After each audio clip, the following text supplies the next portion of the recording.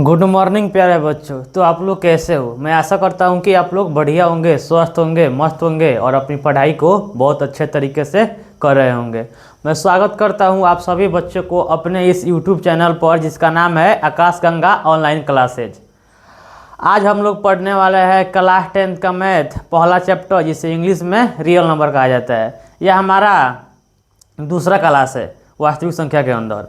पहले क्लास में हम लोग सम संख्या किसे कहते हैं, विषम संख्या किसे कहते हैं, वो जान चुके थे। इस क्लास में हम लोग सम संख्याओं के आगे संख्याओं को जानेंगे। क्लास को शुरू करने से पहले आपके लिए एक मोटिवेशन शायरी हो जाए कि रख हौसला ओ मंजर भी आएगा, कि रख हौसला ओ मंजर भी आएगा, प्यासे के पास चलकर खुद समुंदर भी आएगा। इसका मतलब हुआ आप हौसला रखिए और पढ़िए, एक दिन ना एक दिन सफलता आपके पास खुद चलकर आएगी। ठीक है, तो हम लोग इसी के साथ क्या करते हैं, क्लास को शुरू करते हैं। सबसे पहले हम लोग जानते हैं कि भाज्य और अभाज्य संख्या किसे कहते हैं। तो सबसे पहले हम लोग जानेंगे अभाज्य संख्या। अभाज्य संख्या का दूसरा नाम होता है रूढ़। रूढ़ संख्या भी इसको कहा जाता है। आप अभाज्य संख्या कहिए या रूढ़ संख्या कहिए, इसको इंग्लिश में कहा जाता है प्राइम नंबर।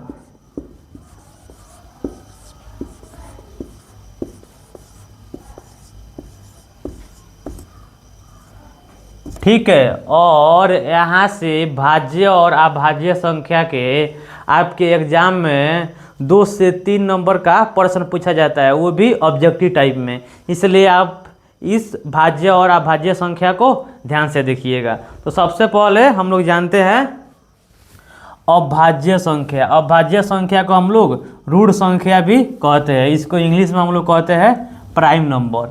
वैसी संख्या जो एक और खुद से कटता है वही क्या कहलाता है, वही कहलाता है हमारा अभाज्य संख्या कहलाता है। तो इसका परिभाषा लिखिएगा आप लोग।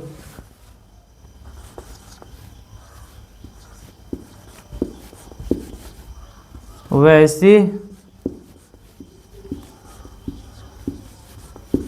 संख्या जो एक तथा स्वयं, स्वयं का मतलब होता है खुद, स्वयं का मतलब होता है ब्रैकेट में हम लोग लिख लेते हैं खुद, खुद से विभाजित होता है या कटता है, खुद से विभाजित होता है या कटता है।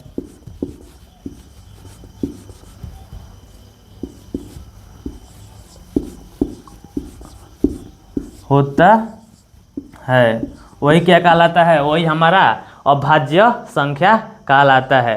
ठीक है, और ये अभाज्य संख्या जो होता है और ये 1 से बड़ा होना चाहिए। तो हम लोग इसका एग्जाम्पल देखते हैं। एग्जाम्पल देखने से पहले हम लोग क्या करते हैं, हम लोग गिनती को लिख लेते हैं, जैसे 1 2 3 4 5 6 7 8 9 10। तो आप लोग यहाँ पर ध्यान रखिएगा, एक जो होता है ये ना ही अभाज्य संख्या होता है और ना ही भाज्य संख्या होता है। एक हमारा ना ही अभाज्य संख्या होता है और ना ही भाज्य संख्या होता है। ये भाज्य और अभाज्य जो होता है 1 से बड़ा होता है। जैसे 1 से बड़ा हो जाएगा 2, तो आप लोग 2 को देखिएगा, ये 1 और जो संख्या दिया हो यानी खुद से कटेगा यानी भाग लगेगा। इसके अलावा ये किसी भी से भाग नहीं लगेगा। तो ये क्या हो जाएगा, 2 हो जाएगा हमारा अभाज्य संख्या। कोई भी हमारा संख्या है जो 1 और खुद से उसमें भाग लग ही जाता है। जैसे यहाँ पर है 3, तो ये 1 और जो संख्या दी हो यानी 3, ये उससे कटेगा। उसके बाद ये किसी से नहीं कटेगा। तो 2 और 3 क्या हो जाएगा, 2 और 3 हो जाएगा अभाज्य संख्या, और ये 1 और 3 के पहाड़े में आता है, उसके बाद किसी के पहाड़े में नहीं जाता है। अब हम लोग देखते हैं 4। आप लोग जब 4 को देखिएगा तो कोई भी संख्या क्या होता है, 1 और जो संख्या दिया हो उससे वो कट ही जाएगा। एक और खुद से कोई भी संख्या विभाजित होता है या खुद के पहाड़े में आता है। तो देखिए 1 और 4 खुद के पहाड़े में आ गया या खुद के पहाड़े में विभाजित हो जाएगा। उसके बाद आप लोग देखिएगा इसमें जो है 2 से भाग लग जाएगा। जैसे ये 3 गो संख्या से काटा तो हमारा क्या हो जाएगा, ये हमारा भाज्य संख्या हो जाएगा। तो 4 क्या हो जाएगा, 4 हो जाएगा भाज्य संख्या। उसके बाद हम लोग देखते हैं 5। 5 को जब आप लोग देखिएगा कौन संख्या है, तो कोई भी संख्या 1 और खुद से कटता है, ठीक है। उसके बाद आप लोग देखिएगा ये 5, तो हम लोग क्या करेंगे, हम लोग 1 से और 5 से तो ये खुद से कटिए गया। तो उसके बाद हम लोग 2 से कटा कर देख लेंगे, 3 से कटा कर देख लेंगे, 4 से कटा कर देख लेंगे, 5 से कटा कर देख लेंगे, 6, 7, 8, 9 तक आप लोग कटा कर देख लीजिएगा कि ये अभाज्य संख्या है या भाज्य संख्या है। तो देखिएगा यहाँ पर जो 5 जो है 1 और स्वयं से कटेगा। उसके बाद ना ही ये 2 से कटेगा, ना ही ये 3 से कटेगा और ना ही ये 4 से कटेगा। और हम कटाएंगे कैसे, जब भी हम कटाएंगे तो इससे छोटी संख्या से ही कटाएंगे। जैसे यहाँ पर है 5, तो 5 को हम लोग कटाएंगे तो 2 से नहीं कटेगा, 3 से नहीं कटेगा, 4 से नहीं कटेगा। इसका हम लोग ज़्यादा नहीं बढ़ेंगे क्योंकि इससे छोटी संख्या से कटाना है। तो ये 5 क्या हो जाएगा, 5 हो जाएगा हमारा भाज्य संख्या हो जाएगा, ठीक है। उसके बाद हम लोग 6 को देखते हैं। 6 कोई भी संख्या दिया हो वो 1 और स्वयं से भाग लगती है, ठीक है। उसके बाद जो है ये देखिएगा 6 जो है ये 2 से भी कट जाएगा या 2 से भी भाग लग जाएगा। जैसे ये 3 गो संख्या से काटा तो हमारा 6 क्या हो जाएगा, 6 हो जाएगा हमारा भाज्य संख्या। उसके बाद हम लोग 7 को देखते हैं। 7 को आप लोग देखिएगा तो 7 जो है कोई भी संख्या 1 और स्वयं से कटता ही है, ठीक है, ये 7। उसके बाद जो देखिएगा ना ही ये 2 से ही कटेगा, ना ये 3 से ही कटेगा, ना ये 4 से ही कटेगा, ना ये 5 से ही कटेगा और ना ही ये 6 से कटेगा। इसके बाद आगे हम लोग नहीं जाएंगे क्योंकि इसके आगे जाएंगे कटाने के लिए तो ये संख्या क्या हो जाएगा, छोटी हो जाएगा। इसलिए ये किसी संख्या से नहीं कटेगा, ये 1 और स्वयं के अलावा और किसी से नहीं कटेगा। तो 7 क्या हो जाएगा, 7 हो जाएगा हमारा अभाज्य संख्या। उसके बाद हम लोग 8 को देखते हैं। जब आप लोग 8 को देखिएगा ये 1 और जो संख्या दिया हो यानी खुद से ये भाग लग ही जाएगा, ठीक है। उसके बाद जो है देखिएगा आप लोग ये 2 से भी भाग लग जाएगा। इसलिए जैसे ये 3 गो संख्या से काटा तो क्या हो जाएगा, ये हमारा भाज्य संख्या हो जाएगा। उसके बाद हम लोग 9 को देखते हैं। 9 को देखिएगा 1 और ये स्वयं से कटेगा ही। उसके बाद ये 3 से भी भाग लग जाएगा तो क्या हो जाएगा हमारा 9 हो जाएगा हमारा भाज्य संख्या। उसके बाद 10 को देखिएगा 1 और 10 से ये कटेगा। उसके बाद ये 2 से भी कट जाएगा यानी 2 के भी पहाड़े में या 2 के भी भाग लग सकता है। इसलिए तो 3 के बाद होगा 5, 5 के बाद 6 नहीं होगा 7, 7 के बाद 8 भी नहीं होगा, 9 भी नहीं होगा, 10 भी नहीं होगा, 11 होगा। 11 के बाद क्या होगा, 13 होगा। ऐसे dot dot dot dot dot करते करते अनंत तक। जो यहाँ पर अभाज्य संख्या यानी रूट संख्या में आप लोग देखिएगा एकमात्र ऐसी संख्या ये 2 है जो सम संख्या है। इसके बाद जो कोई भी संख्या आएगा वो क्या आएगा, वो विषम संख्या ही आएगा। और आपके किसी के संख्या के लास्ट में क्या हो, जैसे यहाँ पे 19 हो, इसके लास्ट में आपको 9 दिख रहा है, 9 एक क्या है 19 एक विषम संख्या है। तो हम लोगों का 50% ये रहता है कि ये भाज्य है और 50% क्या लगता है ये अभाज्य है। तो देखिएगा ये 19 जो है क्या हो जाएगा, ये 1 और स्वयं से अलावा किसी से नहीं कटेगा या किसी के पहाड़े में भी नहीं आएगा। उसके बाद हम लोग देखते हैं 21। देखिए यहाँ पर 21, यहाँ पर भी ये लास्ट में क्या है, ये भी विषम संख्या है, 21 है, ये 2 से नहीं कटेगा। मतलब ये हमारा अभाज्य संख्या नहीं होगा, ये हो जाएगा भाज्य संख्या। जैसे ये देखिएगा 1 और जो संख्या दिया है उससे कट जाएगा, मतलब ये 3 से भी कट जाएगा। यानी 50% चांस रहता है, कोई भी अगर विषम संख्या दिया हो तो 50% चांस रहता है कि अभाज्य संख्या हो जाएगा और 50% चांस रहता है कि भाज्य संख्या हो जाता है। और आपके घटाने के ऊपर निर्भर करता है। कि एग्जाम में पूछा जाता है कि बताइए सबसे छोटी अभाज्य संख्या क्या हो जाएगा और सबसे बड़ी अभाज्य संख्या क्या हो जाएगा। तो आप लोग यहाँ पर नोट करके लिखिए,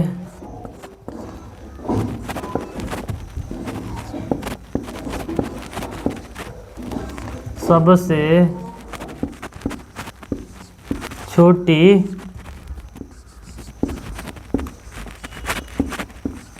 अभाज्य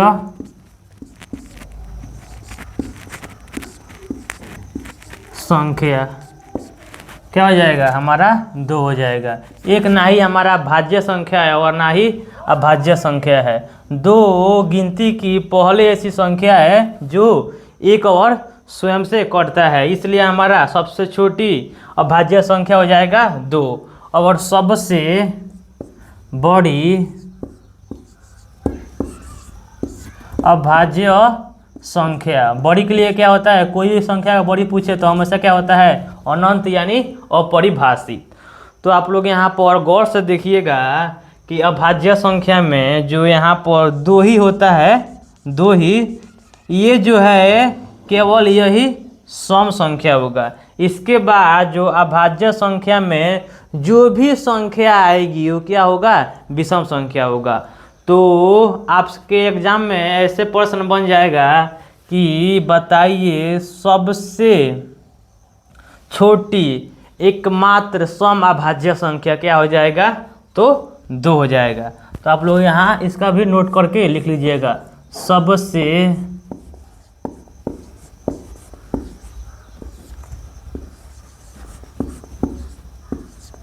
छोटी एकमात्र, ये एक ही है इसलिए हम लोग एकमात्र लिखवा रहे हैं। अभाज्य संख्या में केवल 2 ही ऐसी संख्या है जो सम संख्या आएगा, उसके बाद सब ये विषम आएगा, एकमात्र सम संख्या।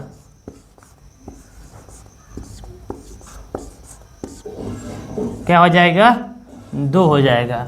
अब और ऐसे भी पूछ सकता है आपके एग्जाम में, बताइए सबसे छोटी विषम अभाज्य संख्या क्या हो जाएगा। तो सबसे छोटी विषम अभाज्य संख्या क्या हो जाएगा, ये 3 हो जाएगा, क्योंकि ये 3 2 से नहीं कटेगा। तो आप लोग लिख लीजिएगा, सबसे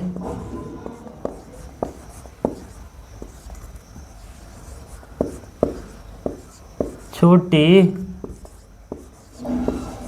विषम अभाज्य संख्या।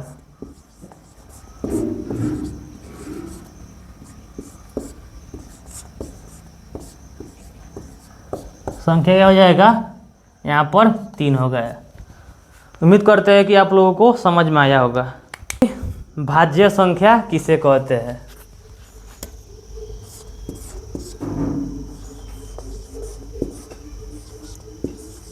भाज्य, इसे एक और नाम से जाना जाता है यौगिक। ठीक है, यौगिक कहिए या संयुक्त।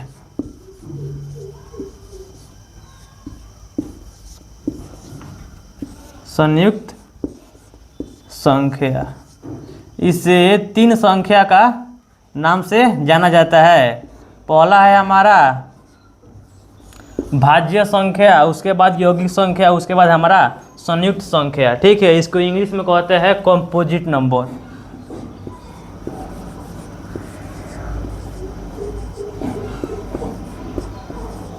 कंपोजिट नंबर, ठीक है। भाज्य संख्या वैसी संख्या जो एक और खुद से अलावा किसी और संख्या से भी कट जाता है, उसी को हम लोग क्या कहते हैं, उसी को हम लोग कहते हैं भाज्य संख्या। वैसी संख्या जो एक और स्वयं के अलावा किसी और संख्या से कट जाता है, उसी को हम लोग क्या कहते हैं, उसी को कहते हैं हम लोग भाज्य संख्या यानी यौगिक संख्या या संयुक्त संख्या। तो इसका परिभाषा लिखिएगा, जो संख्या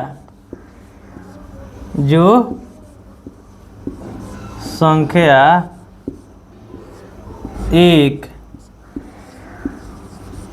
तथा स्वयं का मतलब होता है खुद। ठीक है, स्वयं का मतलब होता है खुद। जो संख्या एक और खुद के अलावा किसी और संख्या से कट जाए, वही हमारा क्या कहलाता है, वही हमारा कहलाता है भाज्य संख्या। के अलावा किसी अन्य संख्या से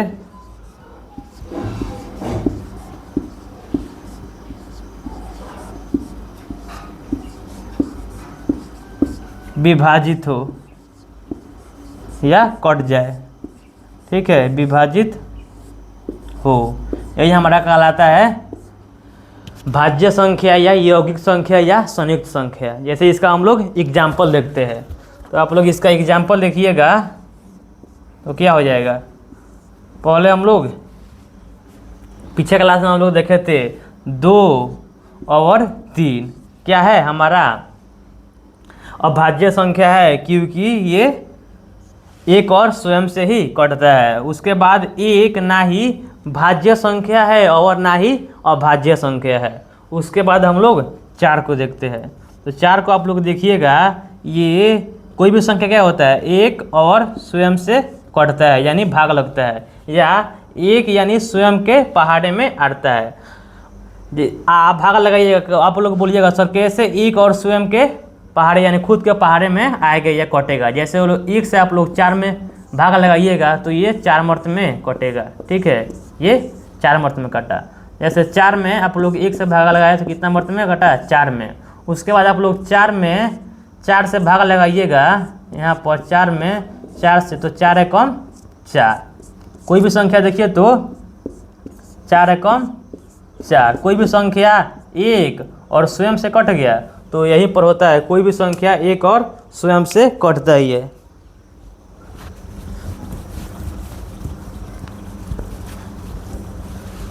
उसके बाद जो आप देखेंगे ये 2 के पहाड़े में भी आता है, या 2 से भी भाग लग जाएगा या 2 से भी कट जाएगा। जैसे ये 1 और खुद के अलावा किसी और संख्या से कट गया, देखिए तो ये 3 को संख्या से कट गया तो हमारा क्या हो जाएगा, ये हमारा हो जाएगा भाज्य संख्या। उसके बाद हम लोग देखते हैं 5 को। 5 को आप लोग देखिएगा तो ये 1 और स्वयं से ही भाग लगेगा, उसके बाद ये किसी से भी नहीं कटेगा, तो हमारा 5 क्या हो जाएगा, 5 हो जाएगा हमारा अभाज्य संख्या। उसके बाद आप लोग 6 को देखिएगा तो 1 और स्वयं से कोई भी संख्या कट जाता है यानी भाग लग जाता है, या कह सकते हैं हम लोग कि 1 और स्वयं के पहाड़े में कोई संख्या आता है, ठीक है। उसके बाद आप लोग देखिएगा ये 2 से भी भाग लग जाएगा। जैसे ये 3 को संख्या से कट गया, 1 और स्वयं से अलावा दूसरा संख्या से कट गया, तो क्या हो जाएगा हमारा 6 हो जाएगा हमारा भाज्य संख्या हो जाएगा, ठीक है। उसके बाद आप लोग देखिएगा 7 को, 7 क्या हो जाएगा, 1 और स्वयं के अलावा किसी और संख्या से नहीं कटेगा। उसके बाद 8 को देखिएगा आप लोग, 1 और ये 8 से कट जाएगा, उसके बाद ये 2 से भी कट जाएगा। उसके बाद हमारा 8 क्या हो जाएगा, हमारा भाज्य संख्या हो जाएगा। और जो 8 के बाद हो जाएगा 9 देखिएगा हमारा 1 और स्वयं से कट ही जाएगा, उसके बाद ये 3 से भी कट जाएगा। उसके बाद हमारा हो जाएगा 10, उसके 11 बाद 11 नहीं होगा, हमारा 12 हो जाएगा। ऐसे डॉट डॉट डॉट डॉट करता तो कहाँ जाएगा, अनंत तक जाएगा, ठीक है।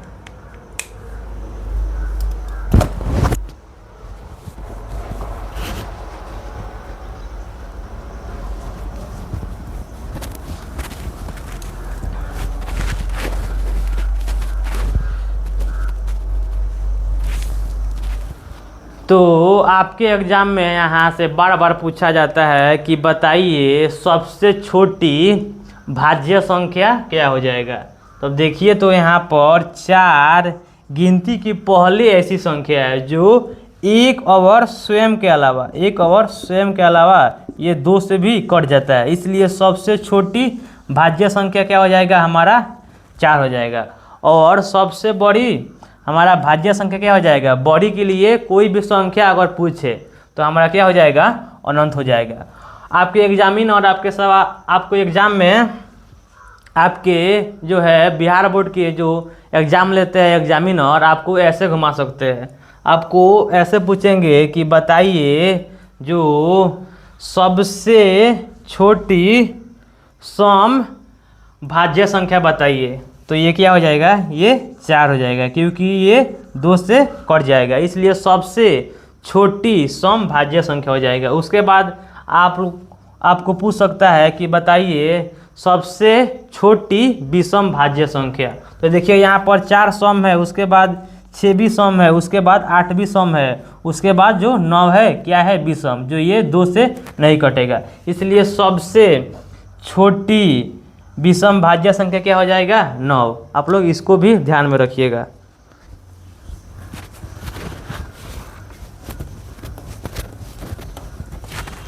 तो आप लोग यहाँ नोट करके लिखिएगा,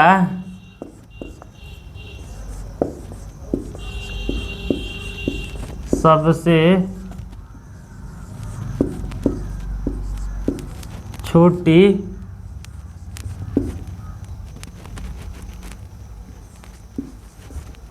भाज्य संख्या क्या होगा, 4 होगा हमारा। और सबसे बड़ी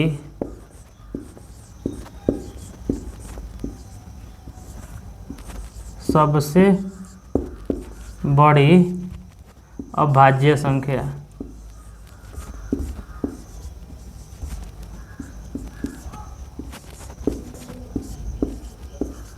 क्या होगा, अनंत। और सबसे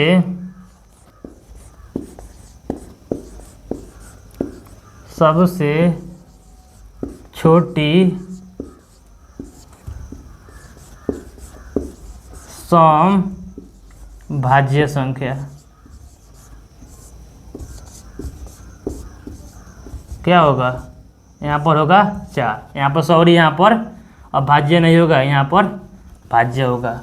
और सबसे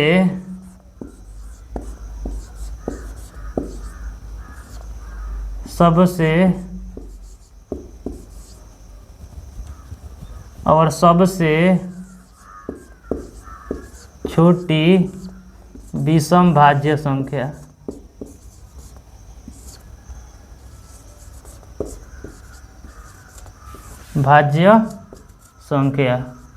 क्या होगा, हमारा 9 हो जाएगा। इसको भी आप लोग ध्यान में रखिएगा, क्योंकि यहाँ से भी आपके एग्जाम में पूछा जाता है। यह हमारा भाज्य अभाज्य मोस्ट इम्पोर्टेंट टॉपिक है, इसलिए हम इसको क्या करते हैं, टेस्ट लेते हैं, जो आपके एग्जाम में 2 से 3 नंबर का क्वेश्चन पूछा जाता है, जैसे टेस्ट। इसके पिछली क्लास में जब हम आप लोगों को पढ़ा रहे थे तो लिखवाए थे वहाँ पे सम संख्या का इकाई अंक और विषम संख्या का इकाई अंक। तो यहाँ पर टेस्ट लेने से पहले सम संख्या का इकाई अंक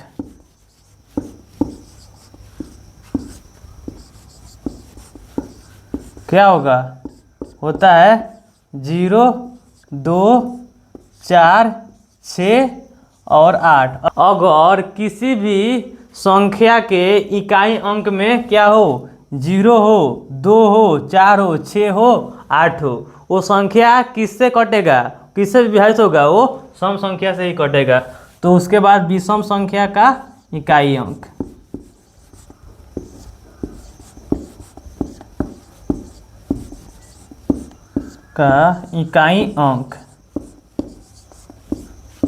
कितना होता है, विषम संख्या का इकाई अंक होता है 1, 3, 5, 7 और 9। अब हम लोग जानते हैं, अब हम लोग टेस्ट लेते हैं भाज्य और अभाज्य संख्या में। जैसे आपको बोल दे कि बताइए 50 क्या है, भाज्य संख्या है कि अभाज्य संख्या है।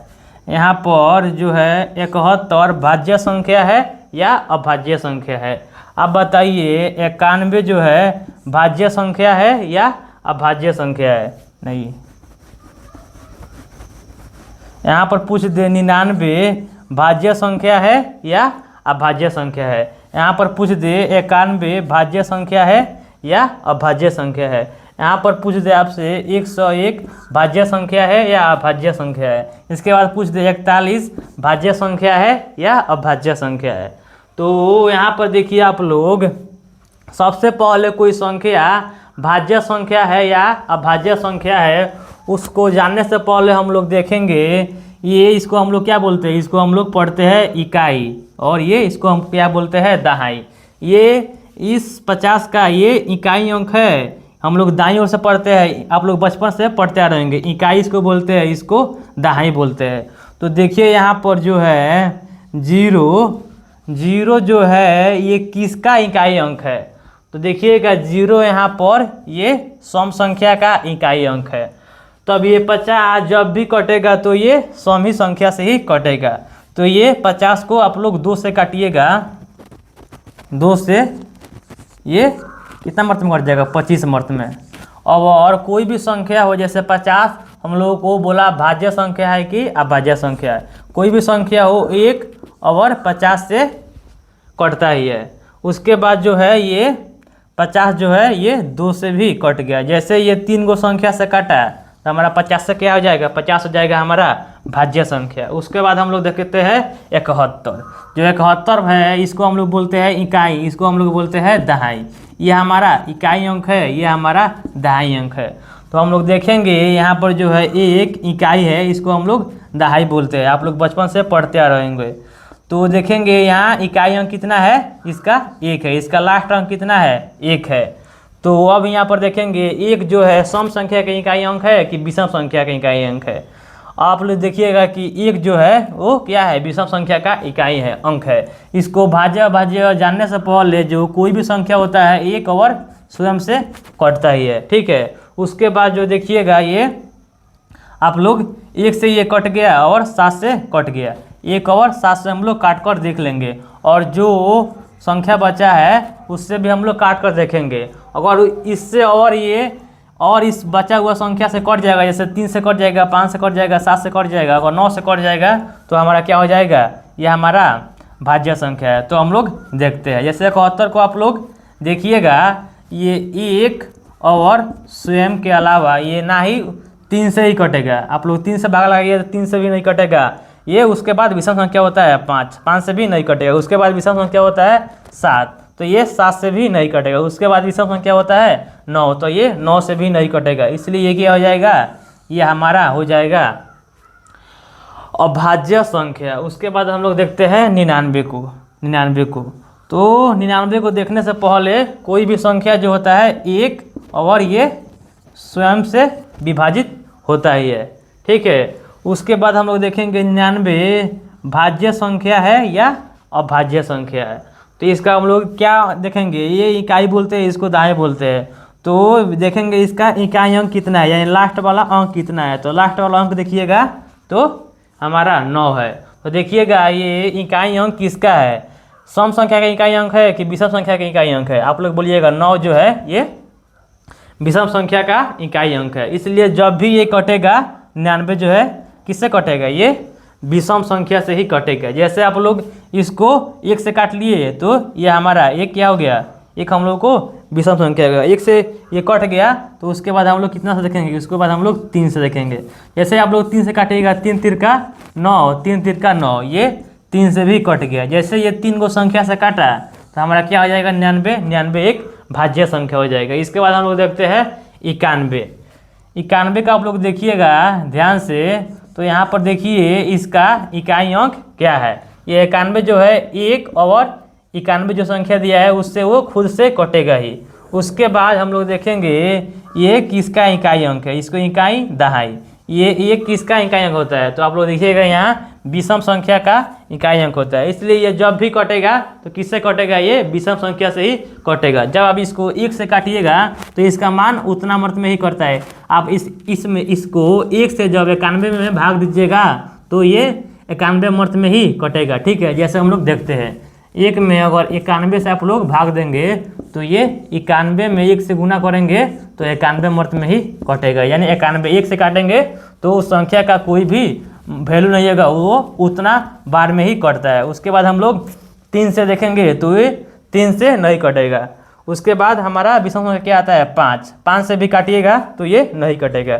उसके बाद हमारा विषम संख्या आता है 7। जब इसको आप लोग 7 से काटिएगा तो ये 7 एकम 7, ये 7 एकम 7 हो गया। ये 9 में से 7 जाएगा, ये 2 कितना हो जाएगा, ये 21 हो जाएगा। 7 तिरका 21 यानी 13 7 91 होता है। जैसे ये 7 से कट गया तो ये 3 गो संख्या से कट गया तो क्या हो जाएगा, ये हो जाएगा हमारा भाज्य संख्या हो जाएगा। उसके बाद हम लोग 101 को देखते हैं। 101 को देखिएगा, ये एक और स्वयं से अलावा किसी और संख्या से नहीं कटेगा, इसलिए 101 क्या हो जाएगा हमारा, 101 हो जाएगा हमारा अभाज्य संख्या। कोई भी संख्या किससे कटेगा, अगर वो सम संख्या है तो वो सम संख्या से कटेगा, अगर वो विषम संख्या है तो वो विषम संख्या से कटेगा। ठीक है, अब हम लोग जानते हैं परिमेय संख्या। परिमेय संख्या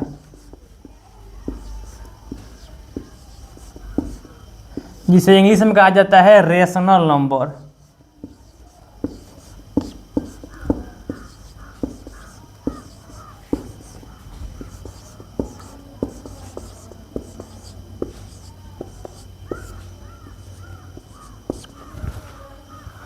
परिमेय संख्या उसे कहा जाता है जो P बट्टा Q के रूप में है, जो बट्टा के रूप में है, उसी को हम लोग क्या कहते हैं, परिमेय संख्या कहते हैं। तो इसका परिभाषा लिखिएगा, वैसी संख्या जो P बट्टे Q के रूप में हो।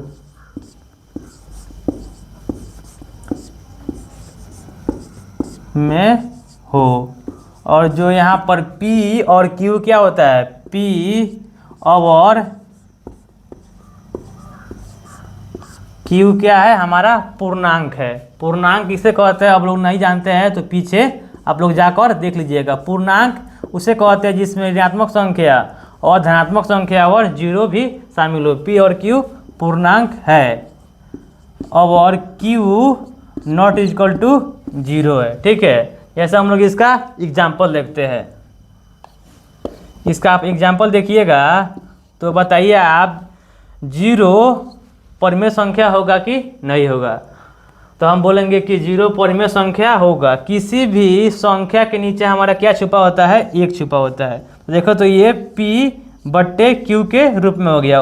ऊपर वाला को हम लोग बोलते हैं P और नीचे वाला को हम लोग क्या बोलते हैं, Q बोलते हैं। जैसे 0, जैसे हमारा 1/2, हमारा 5/2, 7/2, 2.5। जब 2.5 को आप लोग इसको हटाइएगा तो ये बट्टा हटेगा तो नीचे क्या आएगा, बट्टा में 1 आता है। उसके बाद जो जितना अंक रहता है उतना हम लोग 0 लगाते हैं, यानी दशमलव के बाद 1 अंक है तो 1 अंक लगा दिए, यानी 25/10 हो गया। इसलिए कोई भी संख्या क्या हो जब दशमलव में हो तो यह वो क्या हो जाएगा, वो हमारा परिमेय संख्या हो जाएगा। जैसे ऐसा संख्या अगर होगा दशमलव में तो वो हमारा अपरिमेय संख्या हो जाएगा। जैसे 0.10 हो, उसके बाद 1 डबल 0 हो, 1 3 गो 0 हो, ऐसे करते कौन जो संख्या जाएगा वो हमारा क्या हो जाएगा, वो अपरिमेय संख्या हो जाएगा। अपरिमेय संख्या उसे कहते हैं जो P बटा Q के रूप में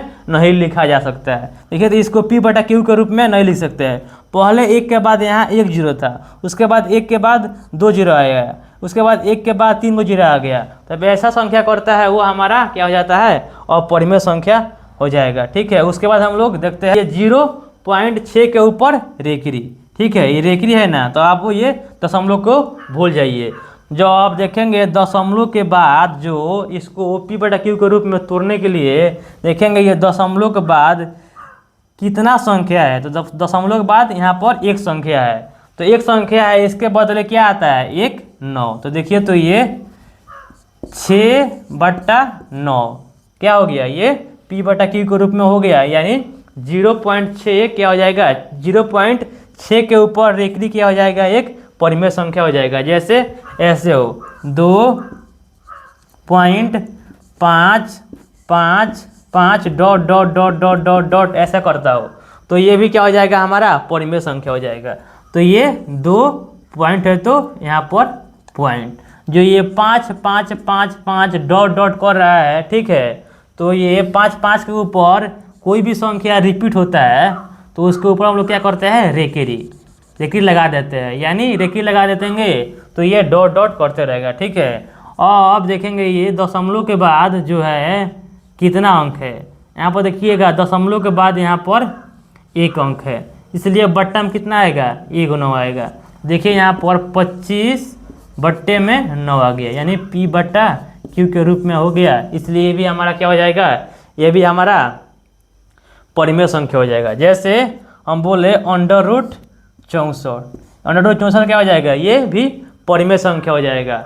ये 8 का स्क्वायर होता है, इसको आप लोग बाहर निकालिएगा तो ये 8 आ जाएगा। 8 को हम लोग किसी भी संख्या के नीचे क्या छुपा होता है, 1 छुपा होता है, तो इसको हम लोग क्या लिख सकते हैं, P/Q के रूप में लिख सकते हैं। इसलिए 64 भी हमारा क्या हो जाएगा, परिमेय संख्या हो जाएगा। आपको परिमेय और अपरिमेय पहचानने के लिए आपको स्क्वायर 1 से लेकर 30 तक याद होना चाहिए, तभी आप परिमेय संख्या और अपरिमेय संख्या पहचान पाइएगा। जैसे हम लोग और यहाँ पर जो बोल दिया, और जितने भी हमारे पूर्णांक हो गए, यहाँ पर P और Q पूर्णांक है, जो हमारा धनात्मक और ऋणात्मक और जिसमें जीरो शामिल हो, 0 1 2 3 डॉट डॉट डॉट अनंत तक, इधर -1 -2 डॉट डॉट माइनस अनंत तक। ये भी प्लस वाली संख्या हो या माइनस वाली संख्या हो, क्या हो जाएगा, वो हमारा, और सबके नीचे एक ही छुपा होता है, इसलिए ये सब क्या लिखा जाएगा, इसको P/Q के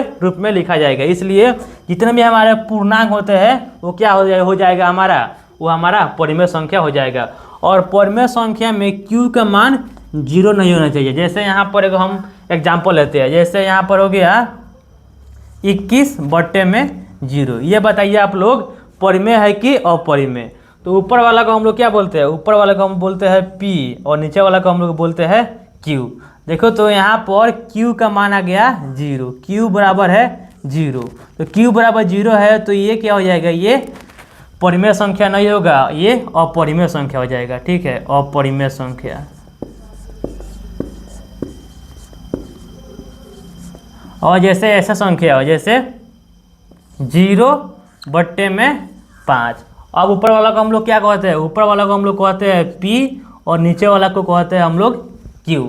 ठीक है, तो देखिएगा यहाँ पर ऊपर वाला को हम लोग क्या कहते हैं, P और Q कहते हैं। देखिए तो यहाँ Q बराबर 0 नहीं है, Q बराबर 5 है, नॉट इक्वल टू 0। इसलिए ये क्या हो जाएगा, ये 0/5 हमारा परिमेय संख्या हो जाएगा। अपरिमेय संख्या किसे कहते हैं ये जानते हैं, अपरिमेय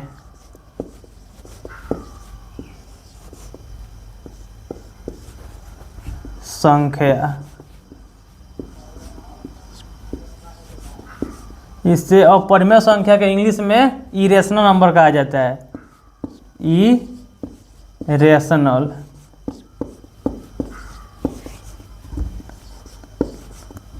नंबर। ठीक है, वैसी संख्या जो P/Q के रूप में नहीं होता है, उसी को हम लोग क्या कहते हैं, अपरिमेय संख्या। तो इसका परिभाषा आप लोग लिखिएगा,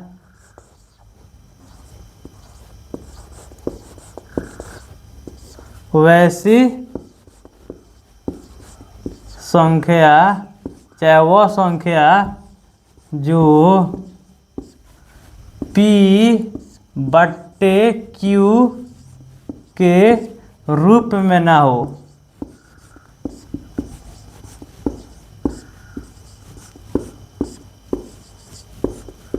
वो हमारा क्या कहलाएगा, वो हमारा अपरिमेय संख्या कहलाएगा। जैसे इसका उदाहरण लेते हैं, इसका उदाहरण लीजिएगा तो पाई। ये बताइए, आपके एग्जाम में ये मोस्ट इम्पोर्टेंट क्वेश्चन है, आपके एग्जाम में ये बार बार क्वेश्चन पूछा जाता है कि बताइए पाई एक परिमेय संख्या है या अपरिमेय संख्या है। तो पाई का मान क्या हो जाएगा, अपरिमेय संख्या।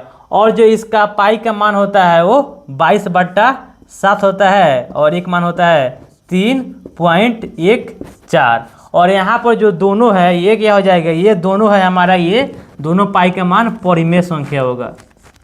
ठीक है, पाई भले ही अपरिमेय संख्या है, मतलब इसका दोनों मान क्या हो जाएगा, परिमेय संख्या हो जाएगा। ये P/Q के रूप में है, इसलिए ये भी 22/7 ये परिमेय संख्या हो जाएगा।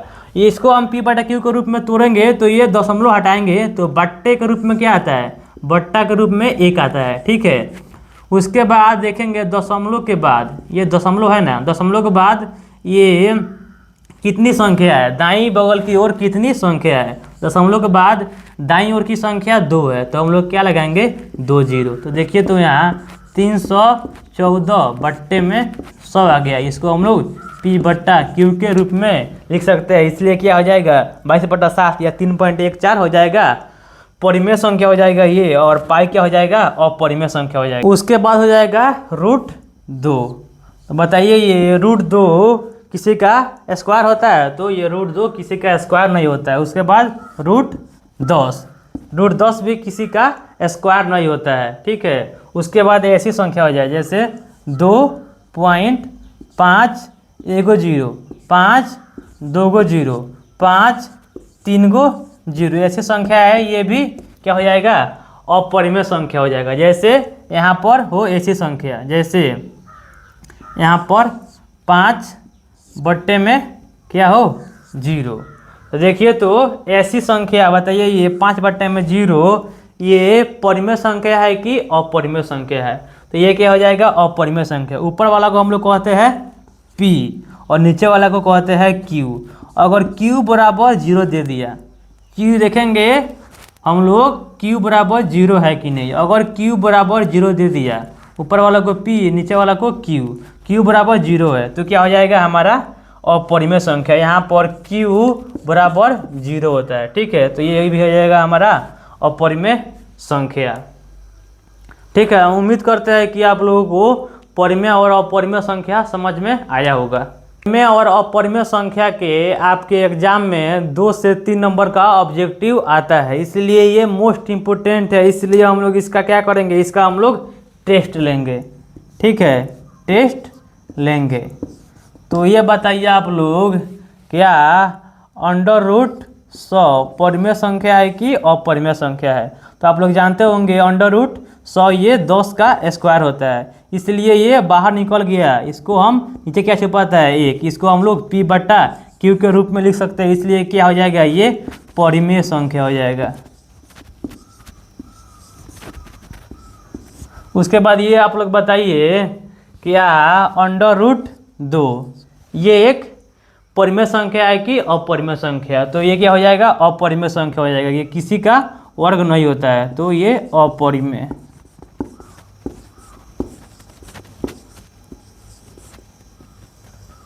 ठीक है, अब और ये बताइए आप लोग जैसे 0.666 ऐसे करती हुई संख्या ये परिमेय है कि अपरिमेय।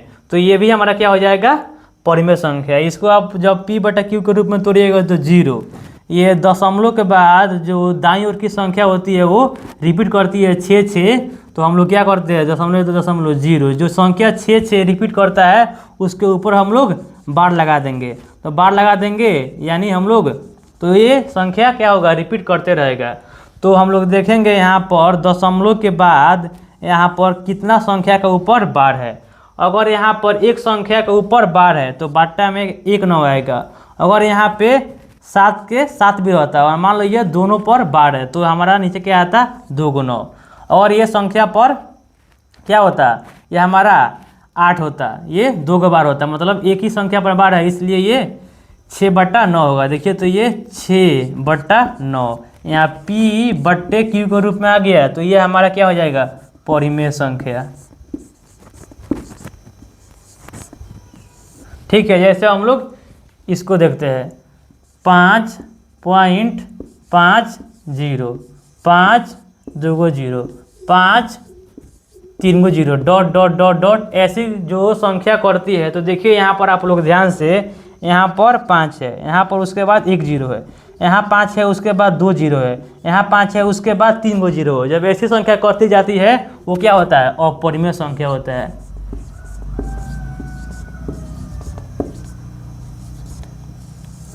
और आप लोग 1 से लेकर 30 तक स्क्वायर को किसी भी हाल में याद कर लीजिएगा। 100 अभाज्य संख्या किसे कहते हैं।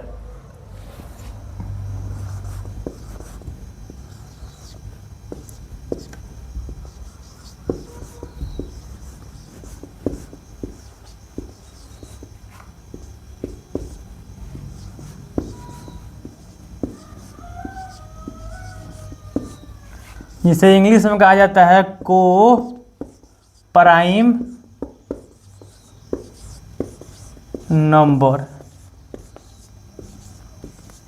ये आपके लिए मोस्ट इम्पोर्टेंट टॉपिक है, क्योंकि पूछा गया है, बताइए आपके एग्जाम में 100 अभाज्य संख्याओं का HCF यानी मौसो कितना होता है। तो एक HCF का फुल फॉर्म होता है S से हाईएस्ट, C से कॉमन और F से फैक्टर। इसे हिंदी में हम मौसो कहते हैं, और मौसो का फुल फॉर्म होता है महत्तम समापवर्तक।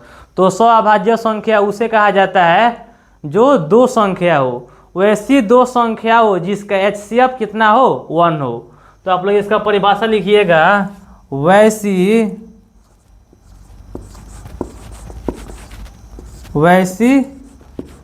दो संख्या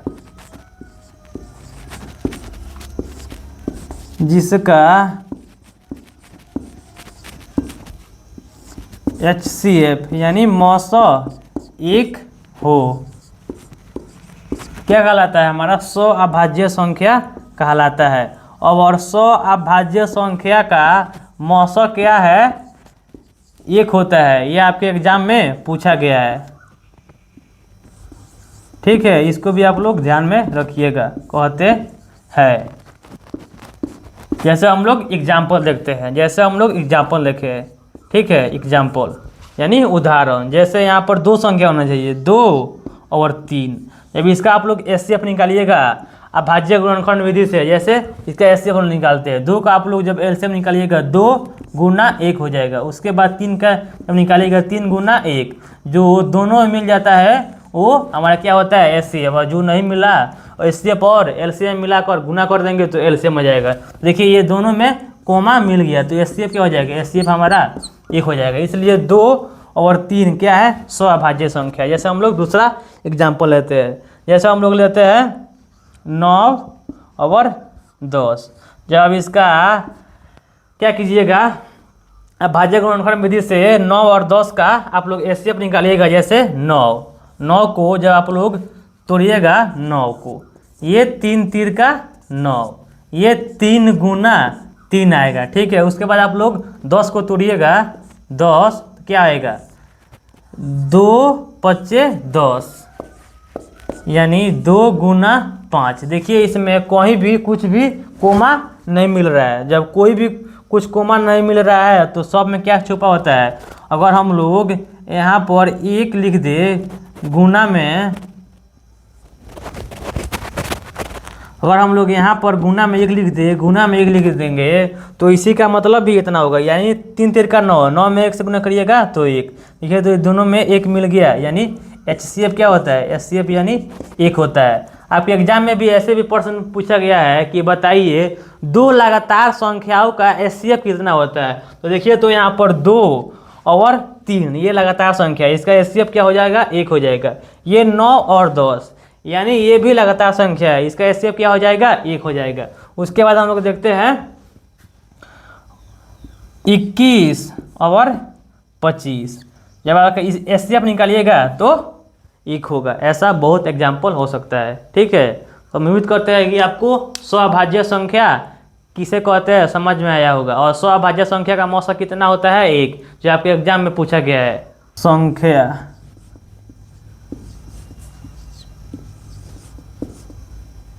इसको जब संख्या नंबर को 2 भागों में बांटेंगे तो हमारा पहला संख्या होगा वास्तविक संख्या,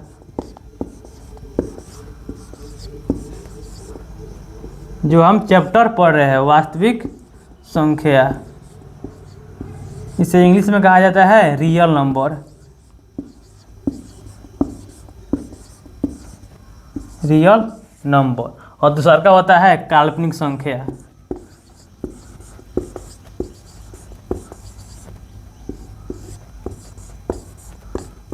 और इसको हम लोग 11th में और 12th में पढ़ेंगे।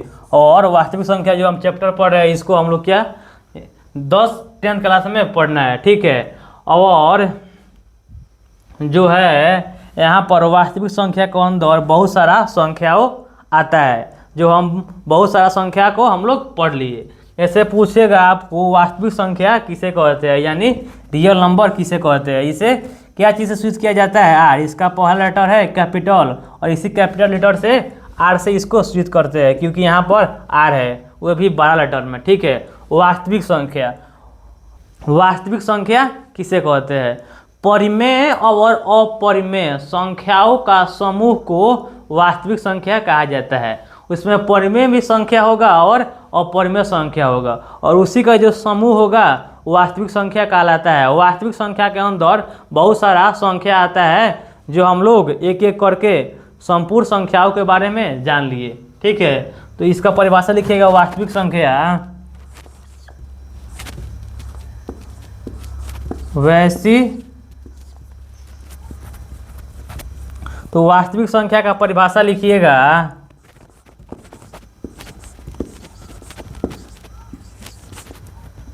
परिमेय तथा अपरिमेय संख्याओं का समूह।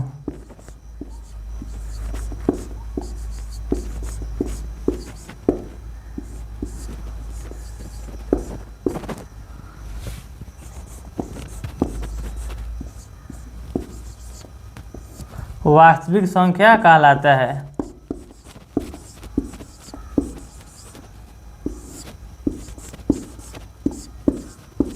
संख्या कहते हैं। जैसे इसका एग्जाम्पल देखेंगे हम लोग। एग्जाम्पल तो पहला होगा परिमेय संख्या, तो परिमेय संख्या में हो जाएगा 0, 1/2 और हो जाएगा अंडर रूट 8 हो जाएगा, √49 हो जाएगा। उसके बाद परिमेय संख्या हो गया। अब अपरिमेय संख्या होगा, जैसे पाई हो जाएगा, जैसे 21/0 हो जाएगा, ये अपरिमेय संख्या हो जाएगा। जैसे 0.50, 5 2 0, 5 3 0, ये सब अपरिमेय संख्या का समूह हो जाएगा। परिमेय और अपरिमेय संख्या को हम लोग कहते हैं वास्तविक संख्या कहते हैं। ठीक है, और यहाँ पर काल्पनिक संख्या, काल्पनिक संख्या उसे कहा जाता है जो अपरिमेय संख्या के साथ ऋणात्मक संख्या में हो, अपरिमेय संख्या के साथ माइनस में लगा है, उसी को हम लोग कहते हैं काल्पनिक संख्या। जैसे यहाँ पर 5 है, एक हमारा अपरिमेय संख्या है, इसके साथ अगर माइनस लगा हो तो क्या हो जाएगा, ये काल्पनिक संख्या हो जाएगा। ठीक है, जैसे यहाँ पर हमारा अपरिमेय संख्या हो, जैसे √10, अपरिमेय संख्या के साथ अगर माइनस में लगा हो तो हमारा क्या हो जाएगा, ये काल्पनिक संख्या हो जाएगा। जैसे अंडर यहाँ पर है 30, ये भी हमारा अपरिमेय संख्या है, इसके साथ अगर माइनस लगा हो तो क्या हो जाएगा, ये हमारा हो जाएगा काल्पनिक संख्या। ठीक है, हाँ तो प्यारे बच्चों, आज का क्लास आप लोगों को कैसा लगा? अगर आज का क्लास आप लोगों को अच्छा लगा होगा तो हमारे वीडियो के एक लाइक कीजिएगा और चैनल को सब्सक्राइब करके नोटिफिकेशन को ऑल पर सेट कर लीजिएगा, ताकि हम जब भी लाइव क्लास आए या रिकॉर्डेड क्लास डाले तो नोटिफिकेशन आपके पास पहुंच सके और उस आप क्लास को देख सके और पढ़ सके। अगर आपको वीडियो से इस कुछ सीखने को मिला होगा तो अपने दोस्तों के पास फेसबुक, इंस्टाग्राम, व्हाट्सएप, टेलीग्राम पर ज़रूर शेयर कीजिएगा। अगर आपको यह वीडियो बहुत ज़्यादा पसंद आए तो कमेंट बॉक्स में लिखिएगा कि हाँ हमको ये वीडियो पसंद आया। जब तक मिलते हैं दूसरे वीडियो में, जय हिंद।